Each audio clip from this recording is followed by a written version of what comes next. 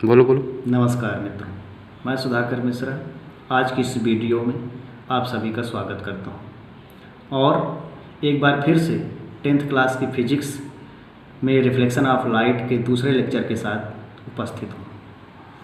जैसा कि पिछले वीडियो में डिस्कस किया गया था कि प्रकाश क्या है, प्रकाश के स्रोत क्या हैं, प्राकृतिक प्रकाश स्रोत, मानव निर्मित प्रकाश स्रोत, दीप्त वस्तुएं और अदीप्त वस्तुएं। यहाँ तक हम लोग पहले लेक्चर में चर्चा कर लिए थे और मैंने आपको कुछ प्रश्न दिए थे कि आप उस लेक्चर को पढ़ के और उन प्रश्नों को हल करने की कोशिश करेंगे। आशा करता हूँ कि आप सभी उन सारे प्रश्नों के उत्तर निकाल लिए होंगे। फिर भी एक बार मैं जल्दी से उन प्रश्नों के उत्तर आपको बता देता हूँ और आज के नए टॉपिक की उसके बाद शुरुआत करता हूँ। तो आइए देख लेते हैं कल के क्या क्वेश्चन थे।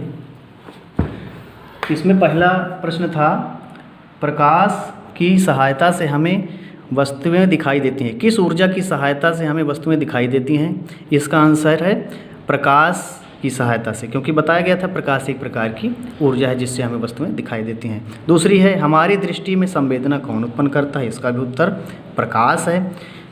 सूर्य, तारे आदि किस प्रकार के स्रोत हैं? सूर्य, तारे आदि किस प्रकार के स्रोत हैं? तो ये प्राकृतिक प्रकाश स्रोत हैं, क्योंकि इनमें ये प्रकृति के द्वारा बनाए गए हैं। चौथा है, पत्थर दीप्त है या अदीप्त? दो वस्तुएं बताई गई थी आपको, दीप्त और अदीप्त। तो इनमें से पत्थर दीप्त है या अदीप्त? तो पत्थर अदीप्त वस्तु है, क्योंकि इसमें अपना स्वयं का प्रकाश नहीं है। पांचवा है, कोई एक प्राकृतिक अदीप्त वस्तु का उदाहरण दीजिए। मैंने इसको 2-3 बार रिपीट किया था, ये बहुत ही महत्वपूर्ण क्वेश्चन है। कोई एक प्राकृतिक अदीप्त वस्तु का उदाहरण लिखिए। तो इसका आंसर है चंद्रमा। चंद्रमा में अपना स्वयं का प्रकाश नहीं होता है। स्वयं प्रकाश उत्पन्न करने वाली वस्तुओं को क्या कहते हैं? वे वस्तुएं जिनमें अपना स्वयं का प्रकाश होता है वो दीप्त वस्तुएं कहलाती हैं। तो इसका आंसर हो गया दीप्त वस्तुएं। कोई 3 मानव निर्मित स्रोतों के नाम लिखो। ऐसे स्रोत जिन्हें मनुष्य ने बनाया है, ऐसे 3 नाम बताने हैं। विद्युत बल्ब, इसका आंसर है विद्युत बल्ब, मोमबत्ती और ट्यूबलाइट भी कह सकते हैं। अगला है, जुगनू किस प्रकार का स्रोत है? तो जुगनू एक प्राकृतिक प्रकाश स्रोत है। जुगनू एक प्राकृतिक प्रकाश स्रोत है। मोमबत्ती दीप्त है या अदीप्त? मोमबत्ती दीप्त है या अदीप्त? मोमबत्ती है तो मानव निर्मित, लेकिन इसमें अपना स्वयं का प्रकाश होता है और जिन वस्तु में अपना स्वयं का प्रकाश होता है वो दीप्त वस्तुएं कहलाती हैं। नेक्स्ट है, चंद्रमा में प्रकाश किस प्रकार उत्पन्न होता है? तो चंद्रमा में अपना स्वयं का कोई प्रकाश नहीं होता है, सूर्य के प्रकाश के कारण ये प्रकाशित होता है। ये है इनके आंसर। आज का टॉपिक है प्रकाश के गुण। प्रकाश के गुण, प्रकाश के गमन पथ के अनुसार प्रकाश में कुछ प्रॉपर्टी पाई जाती हैं और उन प्रॉपर्टीज़ का डिस्कशन हम इस वीडियो में कर रहे हैं। इनकी सहायता से हम 10-12 क्वेश्चंस निकालेंगे। तो आइए देखते हैं प्रकाश में कौन कौन से गुण पाए जाते हैं। सबसे पहला है, प्रकाश एक सीधी रेखा में चलता है। प्रकाश एक सीधी रेखा में चलता है, हमेशा एक सीधी रेखा में चलता है, जैसे कि आप ये देख सकते हैं, सीधी रेखा में चलता है। दूसरा है, प्रकाश स्वयं अदृश्य होता है। अदृश्य का मतलब प्रकाश स्वयं दिखाई नहीं देता है, परंतु इसकी सहायता से हम विभिन्न प्रकार की वस्तुओं को देख पाते हैं। प्रकाश अदृश्य होता है, इसकी सहायता से हम वस्तुओं को देख पाते हैं। तीसरा है, प्रकाश के संचरण के लिए किसी माध्यम की आवश्यकता नहीं होती है। प्रकाश के संचरण के लिए किसी माध्यम की आवश्यकता नहीं होती है। प्रकाश निर्वात में भी गमन कर सकता है। संचरण का मतलब है कि चलने के लिए, प्रकाश के चलने के लिए, प्रकाश के गमन करने के लिए किसी माध्यम की आवश्यकता नहीं होती है। ये बिना माध्यम के भी चल सकता है, माध्यम में भी चल सकता है और निर्वात में भी ये चल सकता है। निर्वात का मतलब बिना माध्यम के। चौथा पॉइंट है, प्रकाश विद्युत चुंबकीय तरंगों के रूप में चलता है। ये सब बहुत ही महत्वपूर्ण पॉइंट है। प्रकाश विद्युत चुंबकीय तरंगों के रूप में चलता है। विद्युत चुम्बकीय तरंगों का मतलब ऐसी तरंगें जिनके लिए माध्यम, जिनके संचरण में माध्यम की आवश्यकता नहीं होती है, वे विद्युत चुम्बकीय तरंगें कहलाती हैं। और प्रकाश क्या है? विद्युत चुम्बकीय तरंगों के रूप में चलता है। 5वां पॉइंट है निर्वात में प्रकाश की चाल। निर्वात में प्रकाश की चाल 3 × 10⁸ मीटर प्रति सेकंड होती है। निर्वात में प्रकाश की चाल 3 × 10⁸ मीटर प्रति सेकंड होती है। ये भी बहुत महत्वपूर्ण प्रश्न है, इसको याद रखेंगे। अगला है प्रकाश पारदर्शी माध्यम। पारदर्शी माध्यम का मतलब जिनमें से प्रकाश आर पार हो सकता है। पारदर्शी माध्यम जैसे कांच, वायु आदि से गुजर सकता है, परंतु अपारदर्शी माध्यम जैसे लकड़ी, लोहा, अपारदर्शी का मतलब जिनमें से प्रकाश आर पार नहीं हो पाता है, वो अपारदर्शी माध्यम कहलाते हैं। तो लकड़ी, लोहा आदि से नहीं गुजर सकता। पारदर्शी माध्यम से गुजर सकता है, अपारदर्शी माध्यम से नहीं गुजर सकता है। अगला पॉइंट है भिन्न भिन्न माध्यमों में प्रकाश की चाल भिन्न भिन्न होती है, जैसा कि निर्वात में 3 × 10⁸ मीटर प्रति सेकेंड, कांच में प्रकाश की चाल होती है 2 × 10⁸ मीटर प्रति सेकेंड, जल में प्रकाश की चाल होती है 2.25 × 10⁸ मीटर प्रति सेकेंड, नाइलॉन में प्रकाश की चाल होती है 1.96 × 10⁸ मीटर प्रति सेकेंड। तारपीन के तेल में प्रकाश की चाल 2.04 × 10⁸ मीटर प्रति सेकेंड होती है। ये प्रकाश अलग अलग माध्यमों में प्रकाश की चाल अलग अलग होती है। जब माध्यम बदलता है तो प्रकाश की चाल भी बदल जाती है। अगला है प्रकाश का चमकदार या पॉलिशदार पृष्ठ पर परावर्तन होता है। जब प्रकाश किसी पॉलिशदार पृष्ठ से या चमकदार पृष्ठ से टकराता है तो उसका परावर्तन होता है।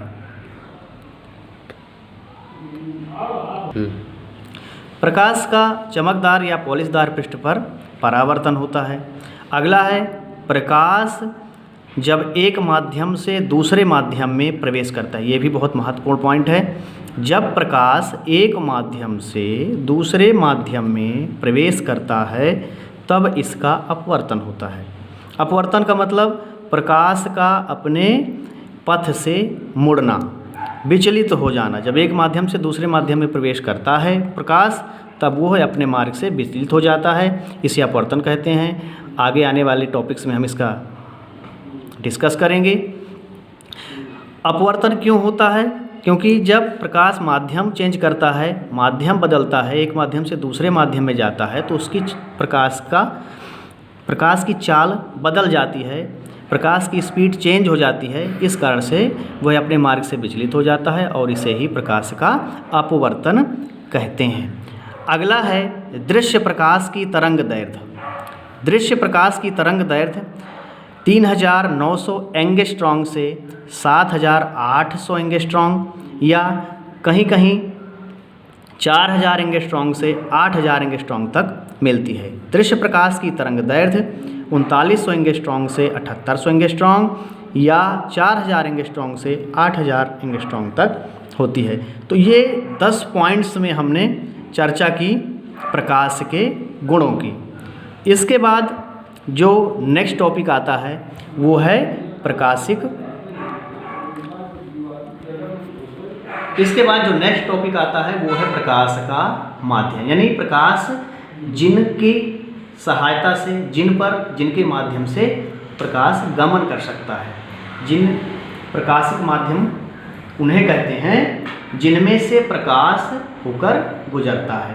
तो आइए देखते हैं प्रकाश जिन माध्यमों से होकर गुजरता है या प्रकाश जिन माध्यमों में से गमन करता है, प्रकाश जिन माध्यमों में चलता है उन्हें प्रकाशिक माध्यम कहते हैं। प्रकाश जिन माध्यमों में से गुजरता है, गमन करता है, उन माध्यमों को प्रकाशिक माध्यम कहते हैं, जैसे लकड़ी, लोहा, वायु, कांच, जल इत्यादि।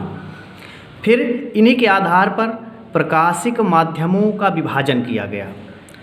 इन्हीं के आधार पर प्रकाशिक माध्यमों का विभाजन किया गया।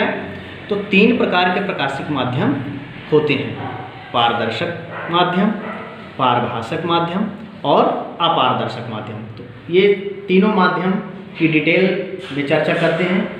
पारदर्शक माध्यम, ट्रांसपेरेंट मीडियम, जिन माध्यमों में से प्रकाश अधिक से अधिक, जिन माध्यमों में से प्रकाश का अधिक से अधिक भाग आर पार हो जाता है उन्हें पारदर्शक माध्यम कहते हैं। जिन माध्यमों में से प्रकाश का अधिक से अधिक भाग आर पार हो जाता है उन्हें पारदर्शक माध्यम कहते हैं, जैसे कि कांच, वायु इत्यादि। इनमें प्रकाश का अधिकांश भाग दूसरी तरफ निकल जाता है, इसलिए इन्हें पारदर्शक माध्यम कहते हैं। दूसरा माध्यम है पारभाषक माध्यम, ट्रांसल्यूसेंट मीडियम। ट्रांसल्यूसेंट मीडियम ये क्या होते हैं? वे माध्यम जिनमें से प्रकाश का केवल आंशिक भाग, वे माध्यम जिनमें से प्रकाश का केवल आंशिक भाग आर पार हो जाता है, दूसरी तरफ चला जाता है, उन्हें पारभाषक माध्यम कहते हैं। इनके उदाहरण देख लेते हैं। दूषित जल, घिसा हुआ कांच, तेल लगा हुआ कागज इत्यादि।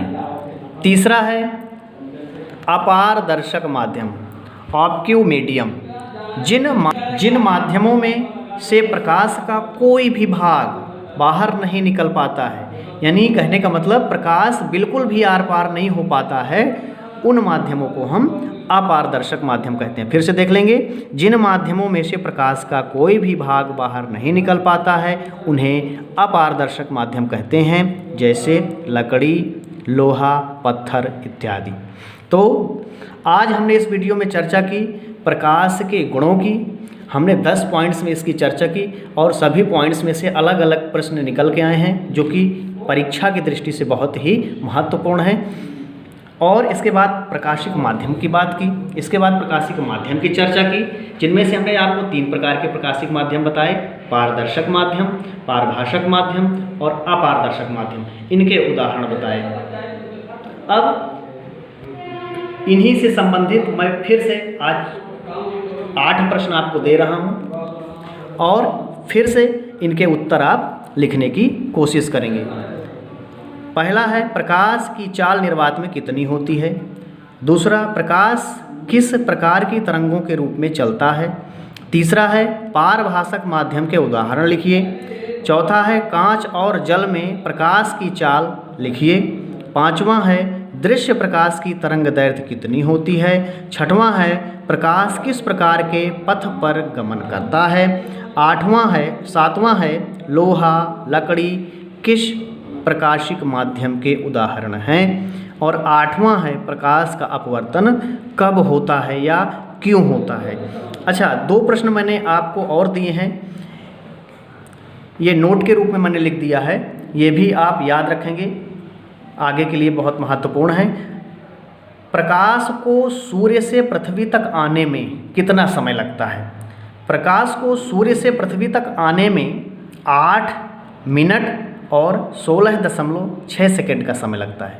फिर से देखिएगा कितना समय लगता है प्रकाश को सूर्य से पृथ्वी तक आने में, 8 मिनट और 16.6 सेकंड, या इसको लगभग हम 8 मिनट कह सकते हैं। दूसरा है चंद्रमा से सूर्य के प्रकाश को परावर्तित होकर पृथ्वी तक पहुंचने में 1.28 सेकंड का समय लगता है।